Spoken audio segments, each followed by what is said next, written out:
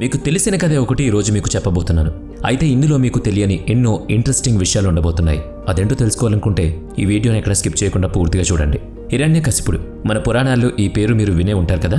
అవును, రాక్షస రాజే హిరణ్యకశిపుడు. అయితే ఒకరోజు తన తమ్ముణ్ణి విష్ణువు చంపాడన్న కోపం బ్రహ్మ నుంచి వరం పొంది విష్ణువుని చంపేందుకు ఘోర తపస్సు చేస్తున్నాడు. ఘోర తపస్సు అని ఎందుకన్నానంటే బ్రహ్మను మెప్పించి పెద్ద పెద్ద వరాలను పొందాలంటే ఆ మాత్రం చెయ్యాలి మరి. అందుకే హిరణ్యకశిపుడు కొన్ని నెలల పాటు బ్రహ్మను మెప్పించే మంత్రాలు చదువుతూ తపస్సు చేస్తాడు. ఇది చూసిన దేవతలు భయంతో వణికిపోతారు. ఒకవేళ నిజంగా బ్రహ్మ ఆ తపస్సుకి మెచ్చి ఏదైనా ఇవ్వకూడని వరం ఇచ్చేస్తే ఇక దేవతల సంగతి ఏంటి? అందుకే అందరూ పరుగు పరుగున బ్రహ్మ దగ్గరకు వెళ్తారు. హిరణ్యకశిపుడు చేస్తున్న తపస్సు గురించి చెబుతారు. ఎటువంటి వరాలు ఇవ్వొద్దని వేడుకుంటారు.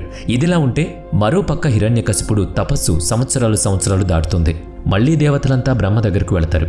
మళ్లీ విన్నవించుకుంటారు. ఇందులో ఇంద్రుడు కూడా ఉంటాడు. హిరణ్యకశిపుడు తపస్సును మెచ్చి ఏది అడిగితే అది ఇవ్వొద్దు అని చెప్పి అక్కడి నుంచి వెళ్ళిపోతారు.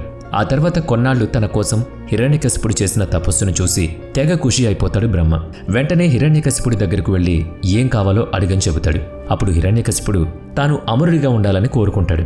అప్పుడు దానికి బ్రహ్మదేవుడు, ఇది ప్రకృతికి విరుద్ధం, ఆ వరం ఇవ్వడం కుదరదు, దానికి బదులు ఇంకేదైనా కోరుకోమని అడుగుతాడు. దానికి హిరణ్యకశిపుడికి కోపం వస్తుంది. నాకు తెలుసు, అమరుడైన వరాన్ని ఒక అసురుడికి ఇవ్వరని నాకు ముందే తెలుసు అంటాడు. అందుకే ఇంకొక వరం ఆలోచించి పెట్టుకున్నానని చెబుతాడు. అప్పుడు ఏ నివాసం బయటైనా పగటిపూట లేదా రాత్రిపూట భూమిపైన లేదా ఆకాశంలోనైనా చనిపోకూడదని నాకు వరం ప్రసాదించమని హిరణ్యకశిపుడు బ్రహ్మని అడుగుతాడు. అలాగే నా మరణం ఏ జీవి ద్వారా కానీ, ఏ ఆయుధం ద్వారా కానీ, ఏ మానవుడి ద్వారా కానీ, ఏ జంతువు ద్వారా కానీ సంభవించకూడదని అడుగుతాడు. అవే కాకుండా యుద్ధంలో పాము చేత, రాక్షసులు, దేవతల చేత కూడా నాకు మరణం సంభవించకూడదంటాడు. దీనికి బ్రహ్మ తదాస్తు అని చెప్పి వెళ్ళిపోతాడు. అప్పుడు హిరణ్యకశిపుడు తానిప్పుడు ఈ భూమి మీద అందరికంటే ముఖ్యంగా దేవతల కంటే కూడా చాలా బలమైన వాడినని తెగ సంతోషపడతాడు. తనకు ఎక్కడలేని శక్తులు వచ్చినట్లు ఫీల్ అవుతాడు. అలాగే తనకు తానే అజేయుడిగా ప్రకటించుకుంటాడు. ఇక అక్కడి నుంచి బయలుదేరి తన సంస్థానమైన హిరణ్యకర్కు చేరుకుంటాడు. అప్పుడు ఎంతో ప్రేమతో ఆ రాజ్య ప్రజలు అతనికి వెల్కమ్ చెప్తారు. ఇలా అతను తన రాజ్యానికి వెళ్లి తన సింహాసనంపై కూర్చోగానే మొట్టమొదటిసారి తీసుకున్న నిర్ణయం ఏంటి అంటే, ఆ రాజ్యానికి చుట్టుపక్కలున్న రాజ్యాల్లో కానీ, ఊళ్లల్లో కానీ, మరెక్కడైనా కానీ విష్ణుమూర్తికి ఎవరైనా పూజలు చేస్తే అవన్నీ బ్యాన్ చేయమని హుకుం జారీ చేస్తాడు. ఎందుకంటే అంతకుముందు కొన్ని వేల సంవత్సరాల క్రితం హిరణ్యకశిపుడి తమ్ముణ్ణి వరాహ రూపంలో ఉన్న విష్ణుమూర్తి చంపుతాడు. దీనికోసమే ఇప్పుడు హిరణ్యకశిపుడు విష్ణుమూర్తిపై కక్ష తీసుకోవడానికి ఇలా వ్యవహరిస్తాడు. విష్ణువుకి వ్యతిరేకంగా హిరణ్యకశిపుడు తీసుకున్న నిర్ణయానికి ఎవరైనా అభ్యంతరం చెప్పినా, వ్యతిరేకించినా నిర్దాక్షిణ్యంగా వాళ్ళని చంపేస్తాడు. హిరణ్యకశిపుడు చెప్పిన ఆదేశాల ప్రకారం సైనికులు తమ రాజ్యంలో కాకుండా చుట్టుపక్కలున్న రాజ్యాల్లో ఎవ్వరూ కూడా విష్ణువును పూజించకుండా బ్యాన్ చేశారు. ఎదురు తిరిగితే చంపేశారు. ఇలా కొన్నాళ్ల పాటు కొనసాగింది. చివరకు ఒకరోజు స్వర్గంపై యుద్ధం చేయడానికి హిరణ్యకశిపుడు సిద్ధమవుతున్నాడు. అప్పుడు ఇంద్రుడు, సూర్యుడు, అగ్నిదేవుడు ఇలా సమస్త దేవతామూర్తులంతా హిరణ్యకశిపుడిపై యుద్ధానికి దిగుతారు. కొన్ని రోజుల పాటు ఈ యుద్ధం జరుగుతుంది. మొదట దేవతలంతా హిరణ్యకశిపుడి పక్కన ఉన్న పలువురు అసురుల రాజులను చంపేస్తారు. దీంతో హిరణ్యకశిపుడికి తీవ్రమైన కోపం వస్తుంది. ఆ కోపంతో రగిలిపోతూ ఒంటరిగా దేవతలందరిపై యుద్ధానికి దిగుతాడు. ఈ యుద్ధంలో హిరణ్యకశిపుడు చాలా భయంకరంగా మారిపోతాడు. దేవతలంతా ఎంత ప్రయత్నించినా అతన్ని ఏమీ చేయలేకపోతారు. అప్పుడే హిరణ్యకశిపుడు స్వర్గాన్ని తన ఆధీనంలోకి తీసుకుంటాడు. తన ఖడ్గాన్ని ఇంద్రుడి సింహాసనంపై నిలబెడతాడు. ఇక స్వర్గం నుంచి మాయమైపోయిన దేవతలంతా 3 లోకాల్లో దాక్కుంటారు. ఈ ముల్లోకాల నుంచి ఎవరూ కూడా హిరణ్యకశిపుడిపై యుద్ధానికి దిగడానికి కూడా భయపడతారు. కానీ ఒకరోజు వస్తుంది.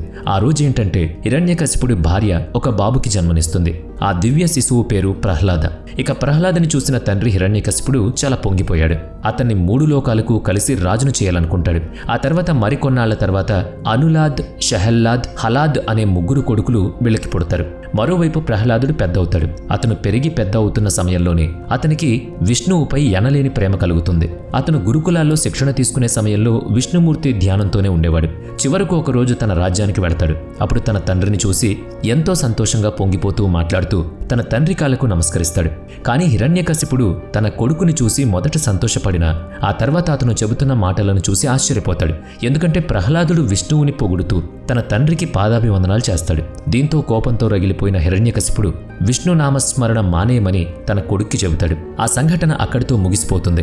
అయితే ఒకరోజు హిరణ్యకశిపుడు తన కొడుకు చదువుని పూర్తి చేసుకుని ఇంటికొచ్చిన కారణంగా ఎంతోమంది గురువులు, పండితులను ఇంటికి పిలిపిస్తాడు. అయితే విచిత్రం ఏంటంటే ఈ సమావేశంలో ప్రహ్లాదుడు విష్ణు నామస్మరణ చేస్తూ ఉంటాడు. తన గొప్పతనాన్ని ధ్యానం చేస్తూ ఉంటాడు. ఇది చూసిన హిరణ్యకశిపుడు రగిలిపోతాడు. అతన్ని తన దగ్గర నుంచి తీసుకుపోమని ఆదేశిస్తాడు. ఆ తర్వాత ప్రహ్లాదుడు గురుకులానికి వెళ్ళిపోతాడు. కానీ హిరణ్యకశిపుడు తన సొంత కొడుకే మహావిష్ణు భక్తుడిగా మారడానికి ఏంటి కారణమని సహించలేకపోతాడు. కోపంతో రగులుతాడు. దీంతో ప్రహ్లాదుణ్ణి చంపేయమని సైనికులకు ఆదేశాలిస్తాడు.